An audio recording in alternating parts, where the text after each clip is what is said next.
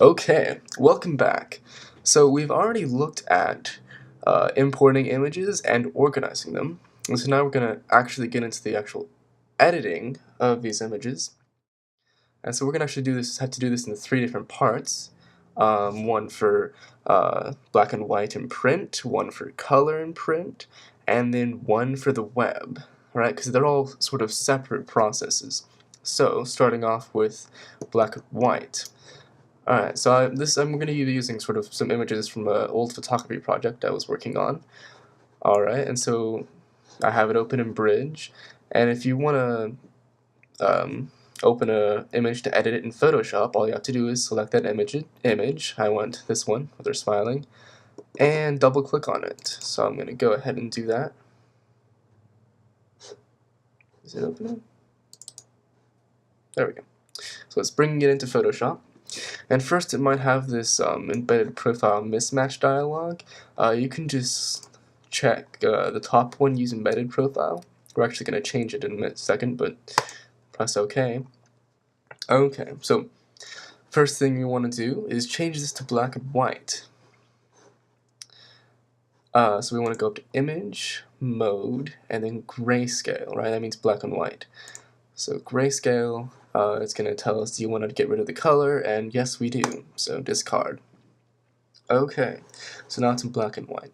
One more, sort of first thing we need to do is also switch the pixels per inch.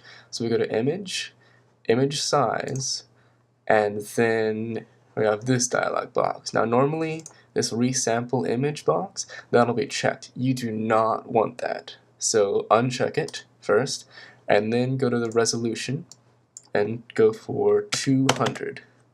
Alright, so this is just like sort of the minimum resolution you want it at.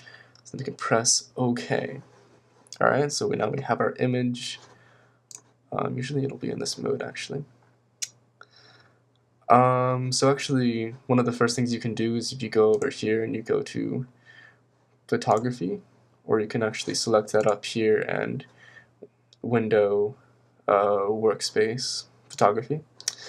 That just helps move things around so you have the correct windows. Alright, and if you want to sort of zoom in so you have the picture filling up the entire screen, you can go to View and Fit on Screen, or the command is Command 0. So Control 0 on Windows, Apple 0 on Mac. Okay, so now it fills up our screen, which is nicer, we can see it better. The other command we're going to be using is actual pixels. So this will, if I click on that, or do Command 1, this will zoom into actual pixels. So then we'll actually, if you zoom in any further from here, like I can, it'll blurry. So if you go to Command 1, then it'll be actual pixels. And this is useful if you want to see how sharp something is. And we'll get to that in a minute. So go back, press Control 0. And so the first editing thing we want to do is levels. You can either get to levels in this adjustments panel by clicking on levels here, alright, this little icon, or you can go to layer, new adjustment layer, and select levels. So we'll do that, and this is just fine. Press OK. And this adjustments panel, you'll notice a switch to this new box, and this is the levels thing. So the first thing we want to do, just looking at this is a histogram of the data. Notice it's the same histogram as this, right? So this is where how the color is distributed. So first we want to take this, our blacks, which is this left slider, and click and drag it over to where the data just starts. So our blacks, notice how the blacks get nice and deep rather than before they were like this, right? Now they're a lot nicer, more black. Alright, then we want to take this slider, on the right one, this is the whites. We want to bring this down to the beginning of the data, so that's about here, right? Now notice we have more whites in our picture. So then this middle slider will help you sort of control where you want your midtones to be. Now the important thing to know about when you're printing images is they'll usually turn out a lot darker than they look on the screen. And so this means that you have to sort of get it to the point where it looks good, where it's light enough, and then go even lighter. So I'd probably go around here. You can maybe move this black slider up a little bit to get a little more blacks in there. And that looks a lot better. Let's see if we move it.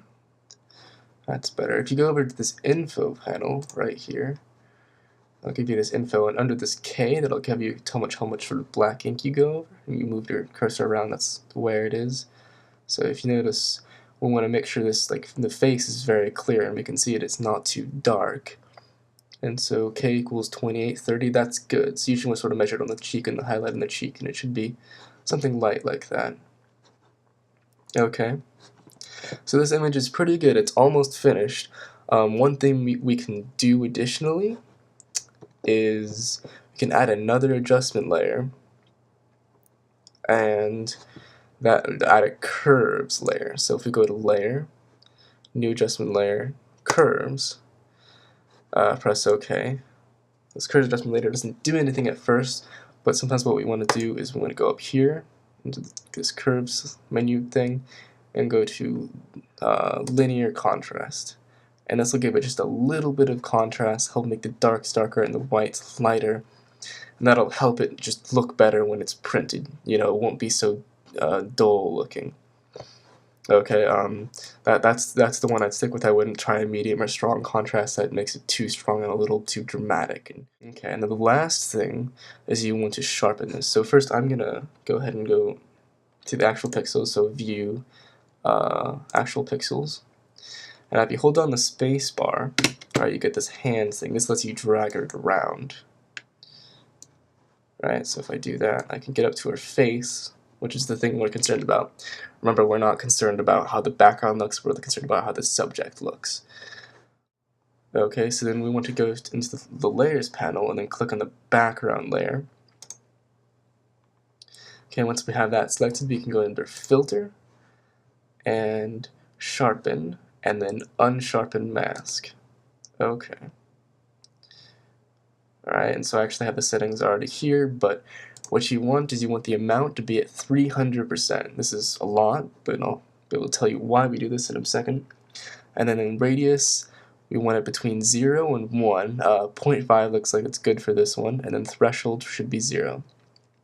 The reason we want to do this is actually it looks kind of bad right now because it's all fuzzy, but the thing is, once it's printed, it won't look fuzzy because it'll because of the way the inks bleed into each other, they sort of blur. And so we want to sort of combat that by sharpening it a little bit, and that'll help sharpen the detail. So when it does do that, when the inks do bleed, it we'll still be able to get the detail in there. Okay, so we have set that amount 300%, radius 0.5 looks good, and then we can press OK. Alright, so notice how the hair, the eyelashes, that detail comes out a lot more, and that'll look a lot better when printed. Okay, so now we can go view, go back to fit on screen, right? And so this is our final image, right?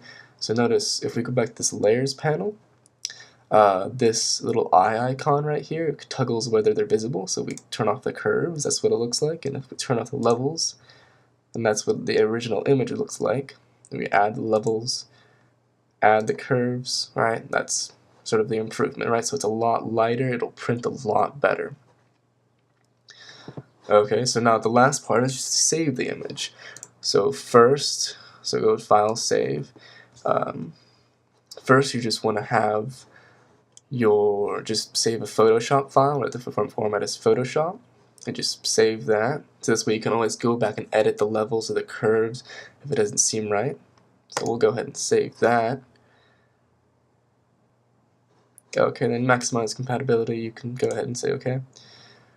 And okay, so then that saved that, but then we want to save it one more time to save it as a JPEG. So that's the one you'll actually want to be placing inside of your InDesign files. So when you want to have them printed in the paper.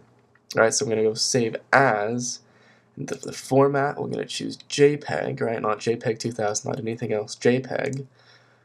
And then we're going to add something to the name, so we'll add _ BW, right? So this tells us it's going to be the black and white version of the edited image. Okay, and then we can press save. And then here, the quality, I'd say 10 is good. I wouldn't go too much lower than that. 12 would be sort of a waste of space, really. So then press OK. And there we go. You've added the your first black and white image. So then we'll just press this X. Alright, and close that, and we can go back to Bridge, right? Notice it's already updated, it's already there. Here's our Photoshop file, .psd. Here's our JPEG. This is the one we want to actually put into our InDesign file. Okay, so there it is.